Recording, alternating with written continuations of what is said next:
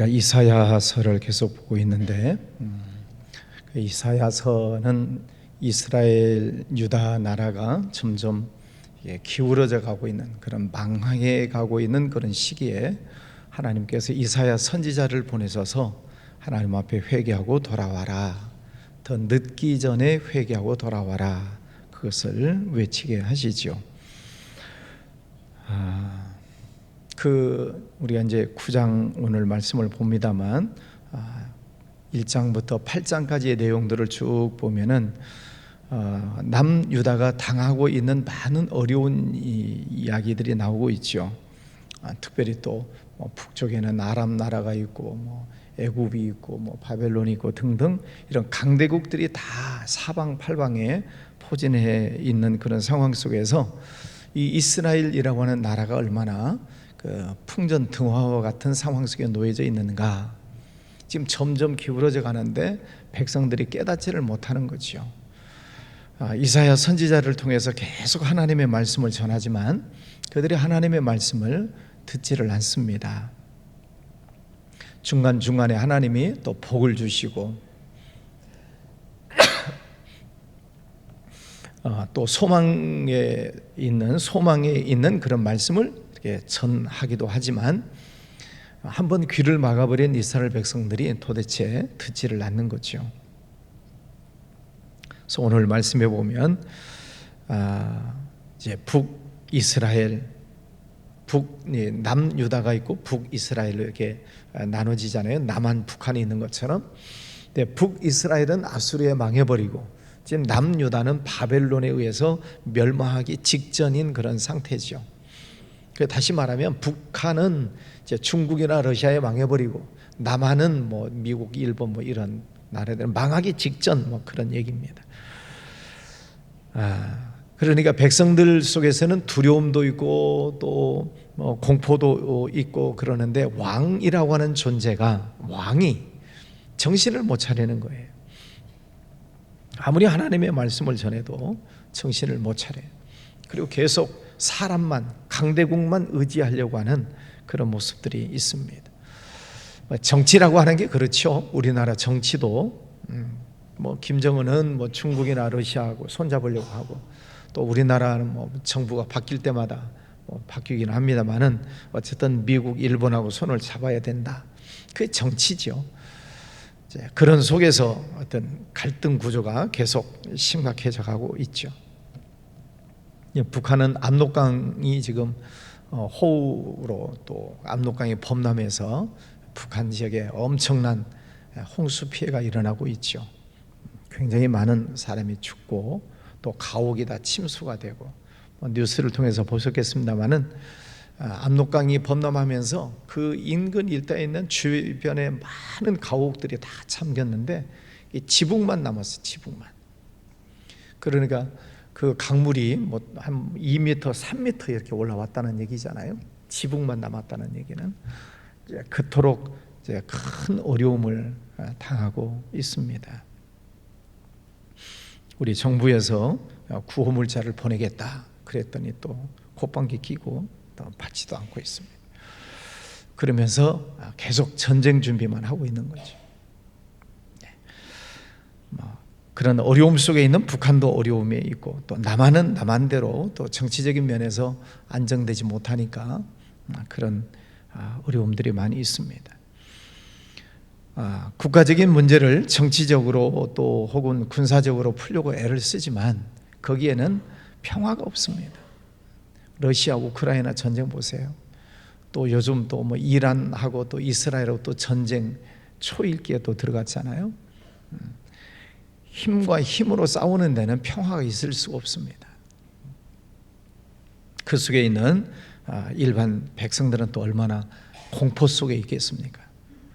지금 이스라엘 백성들도 그래요. 왕이 정신을 차리면 하나님의 말씀 앞에 무릎을 꿇고 선지자의 말을 듣고 왕이 회개하면 그 밑에 있는 신하들이 회개할 것이고 그리고 백성들도 왕을 따라갈 것입니다. 그런데 왕이 정신을 못 차리니까 계속해서 이런 어려움이 생기고 고난을 받게 되는 것이죠. 그런 면에서 우리도 늘 대통령을 위해서 기도해야 됩니다. 정부가 바뀌어도 어떤 정부고 상관없이 어떤 지도자를 위해서 우리가 늘 기도해서 하나님 앞에 무릎을 꿇고 또 하나님이 주시는 지혜를 잘 따라가는 대통령, 또 여야 정치인들, 그들이 하나님 앞에 무릎을 꿇어야지요. 1절 말씀에 보면 옛적에는 여호와께서 스불론 땅과 납달리 땅에 멸시를 당하게 하셨더니, 스불론 땅, 납달리 땅, 이스라엘은 12지파가 있는데 그 중에서도 특별히 이 스불론 납달리 땅은 이 외적의 침략을 많이 받았어요. 그러니까 물론 다른 지역도 마찬가지지만은 더 고통을 받고 더 압제를 많이 받았습니다. 4절, 이는 그들이 무겁게 맨 멍에와 그들의 어깨의 채찍과 그 압제자의 막대기를 주께서 꺾으셨다. 무겁게 맨 멍에, 채찍, 막대기, 한번 가만히 상상을 해보세요. 멍에를 메고 채찍, 막대기, 이런 것은 다 그 당시에 노예들을 다루는 도구들입니다. 노예들을 다룰 때 어깨에다가 멍에를 메고 일을 시키고, 또 채찍질을 하고, 말을 듣지 않으면 또 막대기로 때리고, 그게 노예들의 삶이잖아요. 그래, 이 백성들이 그렇게 노예 생활을 하고 고통을 당하고 큰 핍박을 받고 있는 그런 상황이에요. 내버려 두면 더 엄청난 어려움을 당하겠죠. 그래서 하나님은 그 시점에서 이사야 선지자를 통해서 하나님이 우리와 함께 하시니까 하나님에게로 돌아와라, 하나님의 말씀에 순종해라 하고 외치는 거예요. 오늘 말씀에도 보면 그런 어두움 속에 있는 그들에게 또 한 번 소망의 말씀을 주세요. 2절, 흑암에 행하던 백성이 큰 빛을 보고 사망의 그늘진 땅에 거주하던 자에게 빛이 비추도다. 큰 빛을 비춰주시겠다. 그 빛이 무엇입니까?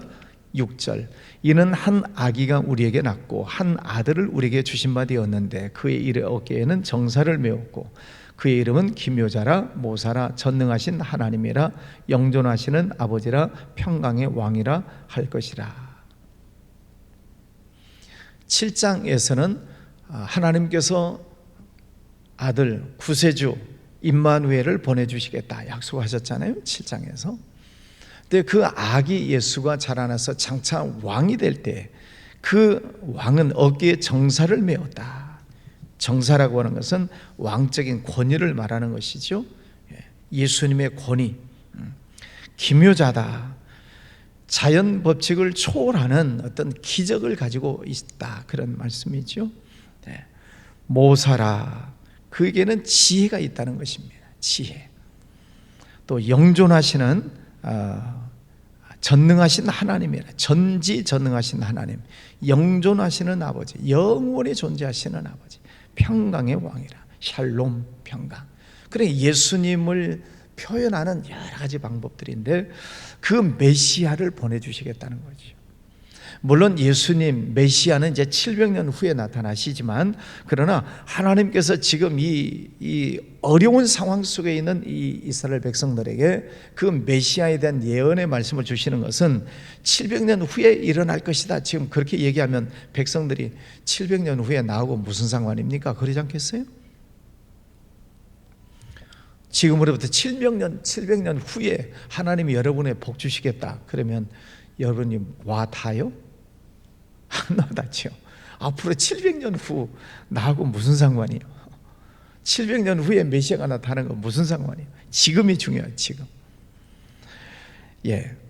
하나님은 이사야 선지자를 통해서 메시아 예언을 주시지만은 그 메시아가, 물론 예수님은 700년 후에 태어나시지만 하나님의 말씀 앞에 돌아오게 될 때에 하나님의 은혜의 빛이 지금 임하게 된다는 거예요. 지금 하나님의 말씀에 순종함과 동시에 하나님의 은혜가 지금 임한다라고 하는 것을 말씀해 주셔요. 큰 빛을 비춰주시겠다. 흑암에 있는 이들에게 빛을 비춰주시겠다. 어깨에 무거운 멍에를 베고 있습니다. 채찍에 맞고 있습니다. 막대기로 맞고 있습니다. 그들 스스로 해방될 수 있을까요? 430년 종사하려는데 자력으로 해방이 안 되지요. 그러니까 그들이 엄청난 노예 생활, 큰 고통 속에 있을 때, 스스로 해방될 수 없는 그 지경에 있을 때 주께서 그 모든 것을 꺾으시겠다. 멍에, 또 채찍, 막대기 이런 것을 다 꺾으시고 이스라엘 백성들에게 자유를 주시겠다. 해방을 주시겠다. 메시아를 보내주시겠다. 그렇게 지금 약속을 하시는 거죠. 이 말씀을 아멘으로 받으면 백성들에게 하나님의 말씀이 이루어지고 또 그런 소망이 있는 삶으로 바꿔지지 않겠습니까?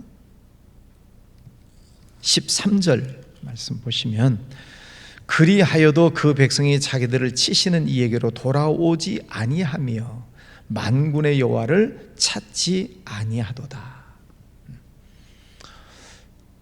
기울어진 운동장 그런 말을 하죠. 한번 기울어져 버리면 이게 다시 일으키기가 참 쉽지 않습니다. 기울어져 갈 때 빨리 이것을 원상복구하지 않으면 미끄럼틀 한번 내려가면 그냥 끝까지 내려가듯이 어쩔 수가 없죠.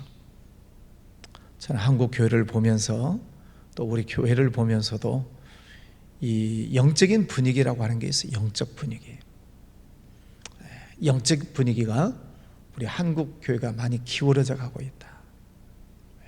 70년대, 80년대 자주 말씀을 드리지만 우리 한국 교회가 불같이 일어나고 기도원마다 10,000원 사례, 교회 간판만 달아도 부흥하고 교회들마다 전도자가 많이 일어나고 빈자리가 없을 정도로 부흥했던 한국 교회가 점점 기울어져 가고 있어요. 그래서 우리 교회만이라도 정신을 차리자. 우리 교회만이라도 기도의 불을 꺼트리지 말자. 하마나 기도해 하면서 계속 그 불이 살아나기를 바라는데 우리 교회도 그런 분위기 속에서 편승되어서 기울어져 가고 있어요. 기도하지 않아요. 여러분들 새벽에 나오시는 분들, 여러분들은 새벽 기도 자리를 지키고 계시지만 빈자리가 점점 늘어나요. 우리 교회도 새벽 기도 빈자리가 점점 많아져요. 안타까운 일이죠. 하나님의 말씀이 선포될 때, 어떤 하나님께서 주시는 경고의 말씀이 선포될 때 그 말씀을 내게 주시는 경고로 받아야 되는데 그렇지 않다는 거죠. 그냥 말씀은 말씀이고 나는 나고. 그들이 여호와께로 돌아오지 아니하며 만군의 여호와를 찾지 아니하도다. 하나님을 찾지 않아요. 그래, 세상적인 풍속이 그들 속에 들어가 있어요. 그래서 제가 종종 여러분에게 새벽 기도 나오시는 여러분들에게라도 제가 늘 부탁의 말씀을 드리죠. 여러분의 그 기도의 자리 여러분이 잘 지키시라고. 또 빠지면 할 수 없죠. 듣고 안 듣고는 본인의 문제니까. 그러나 여러분이 그 자리를 지키고 기도하실 때 하나님께서 여러분의 믿음을 지켜주시는 것뿐만 아니라 여러분의 기도하는 여러분의 가족, 자녀들, 여러분의 기도 자리, 그 자리를 잘 지키셔야 돼요. 한 명 한 명이라도 더 나오시면 그건 감사한 일이고, 그들이 하나님의 말씀을 깨닫지 않습니다. 왜냐하면 영적인 어두움에 휩싸여 버리면은 빛을 받지를 못해요. 블랙홀이라고 하잖아요. 빛도 들어가면은 어두워져 버려요. 블랙홀은 빛을 비추는데 그 빛이 사라져 버려요. 하나님의 말씀을 계속 외치고 전하지만 그 말씀이 사라져 버려요. 왜? 사람들 속에 어두움이 들어가면 하나님의 말씀이 들어가도 빛이 발휘를 못해요. 여러분의 마음들을 항상 열어놓으시고 하나님께서 내게 주시는 말씀을 잘 새겨 들으셔야 돼요. 축복의 말씀만 받으려고 하지 마시고 책망의 말씀도 받아야 되고 교훈의 말씀도 아멘으로 받아야 돼요. 사람들이, 우리나라 성도들이 너무 축복만 바라는, 물론 하나님의 축복해 주시지만 그러나 축복만 쫓아가다 보면 때로 책망의 말씀, 때로는 교훈의 말씀을 듣기 싫어하는 것들이 많아요. 그냥 한번 야단치면 팩 돌아서고, 경고의 말씀을 전하면 시험 들고, 하나님의 말씀에는 축복도 있지만 경고, 책망도 다 있어요.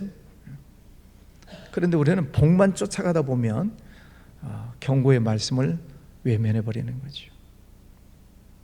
점점 어두움에 휩싸여 간다는 것입니다. 세상 돌아가는 것도 여러분이 날마다 뉴스를 통해서 보시잖아요. 사람들이 점점 잘 살아져 가면 평화가 임하고 나라가 점점 평화로워지고 세상이 점점 평화로워질 것 같은데 안 그러잖아요. 분명히 우리나라도 잘 살아가는데 평화가 없어요. 전쟁과 전쟁의 소문이 나고 난리와 난리의 소문이 나고 해가 어두워지고 발에 해와 달과 별들이 빛을 잃어버리는 그런 말세의 징조들이 점점 더 강하게 나타나잖아요. 네, 더 강하게. 지진, 화산, 전쟁, 기근, 흉년, 이런 것들이 점점 더 강해져 가고 있어요. 그래, 성경의 예언입니다. 이런 일들이 생길 때 정신 차리고 기도해라. 만물의 마지막이 가까이 오고 있다. 정신 차리고 기도해라. 그런데 이런 자연 현상, 자연적인 현상의 많은 어려운 문제들, 또 영적인 분위기에 있어서 이 한국 교회에 기울어져 가고 있는 이 영적인 분위기들을 사람들이 깨닫지를 않는 거예요. 성도들도 안 깨달아요. 제가 종종 우리나라 한국 교회가 기울어져 가고 있다 말씀을 드리는데도 나하고 상관없다는 거죠. 그냥 신앙적으로 영적으로 깨닫지를 못하니까 기도 안 하는 것입니다.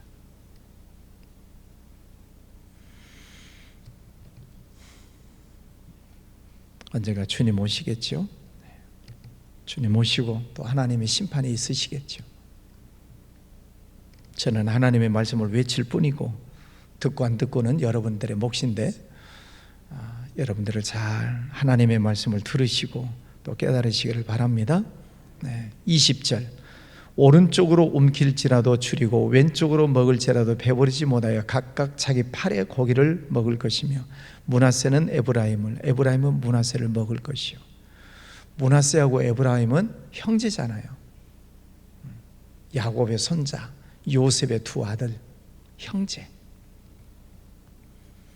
형제간에 이제 물고 뜯고 먹고 그런다는 거죠. 형제간에 물어 뜯는 것입니다.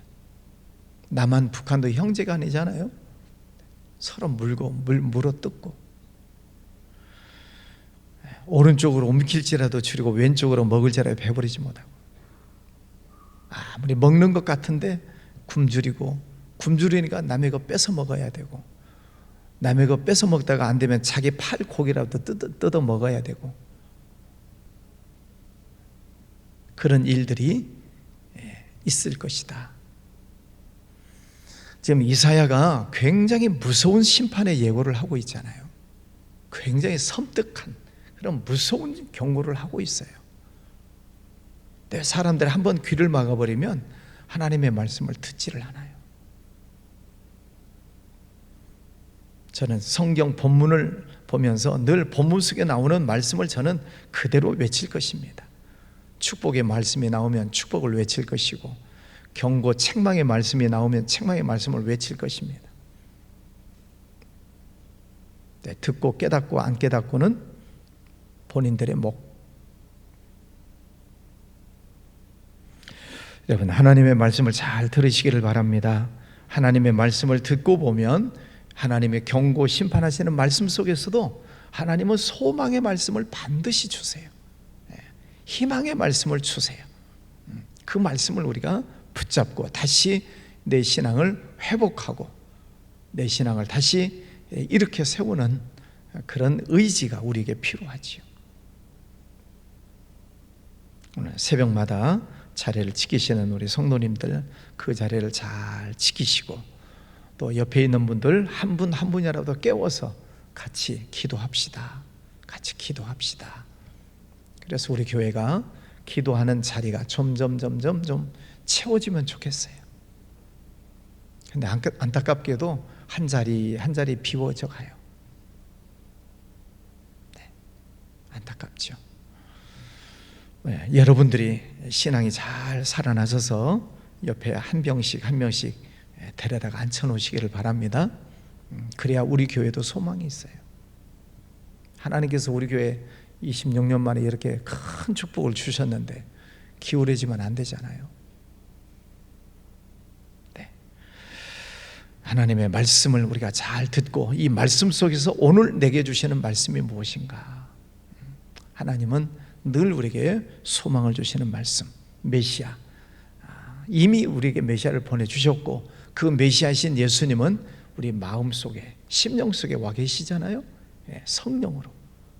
성령으로 내 안에 계시니까 이 내 안에 계시는 성령님을 모시고 늘 어떤 말씀을 깨닫게 하시는가, 어떤 말씀을 생각나게 하시는가, 어떤 감동을 주시는가, 그것을 우리가 잘 깨닫고 그 말씀에 실천하면서 사셔서 여러분의 신앙이 늘 승리하시기를 바랍니다.